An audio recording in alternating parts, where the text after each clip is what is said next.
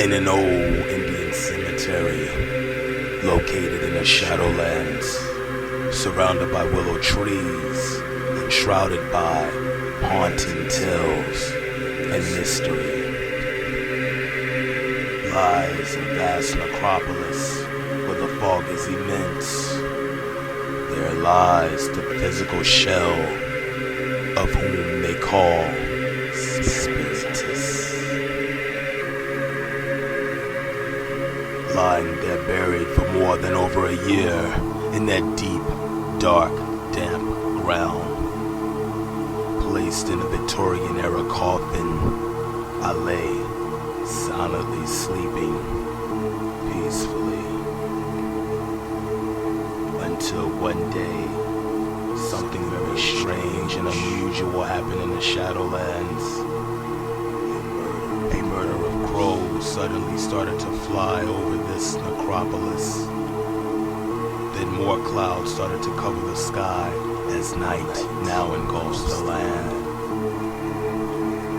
Many skeletons lie sleeping in their burial beds quietly as the rain begins to pour down, and as it seeps through the ground, the bats soon begin to sing out loud. Lightning strikes from the heavens above, and it briefly touches my unique tombstone, where on top stands thrice, whom is my guardians. I lay peacefully sleeping in the ground. That is, until now. Now my hands start to move violently and shake with electricity.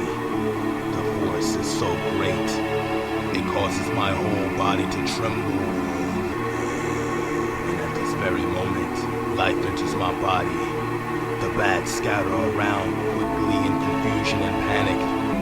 The wind howls and shrieks loudly.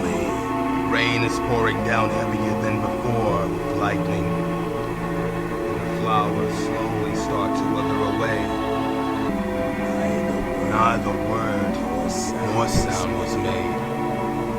For now, something strange is rising from out of the grave. With ears and eyes open, I now hear and see all, but still I have visions come to me. My love, my hatred, my friends, my enemies, my family, all that was stuck with me. Now, I quickly try to break through this coffin, clawing and pushing my way through the wooden box until the dirt starts to rush in. I'm clawing through the cold, wet dirt, through all of the maggots and worms till I see what lies beyond.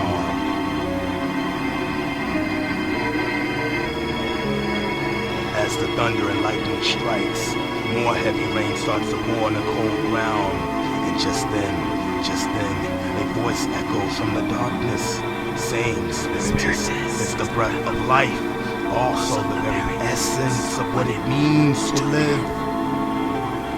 The physical shell was only to entrap my spirit, soul and etheric body for a master plan here in purgatory. And justice plagues me above all else. Now, with all of the rage of a vengeance demon, I have broken free of what had bounded me. Unleashed unto the world, I need not your admiration, and could care less about your opinion of me. Only pleasure in this lifetime I seek.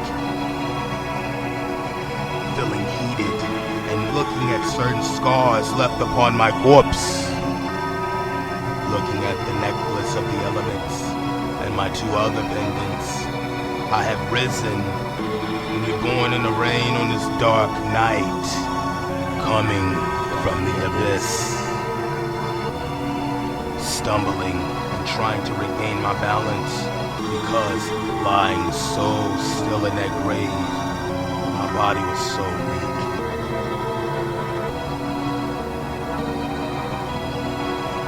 So now, I I set forth, walking out of the Shadowlands cemetery and moving towards the village streets.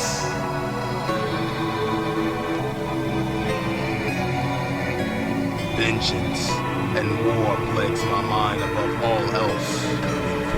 Was I sent from the glorious paradise realm of heaven, or the glorious raging infernal hell?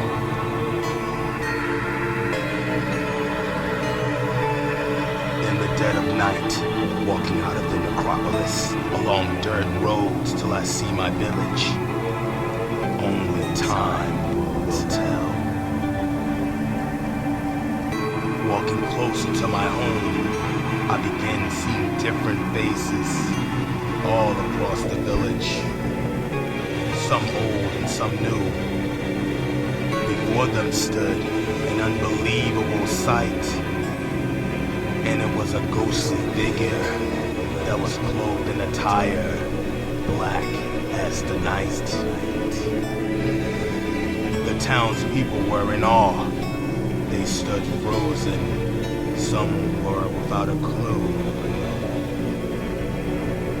Some ran to the safest location looking for their god.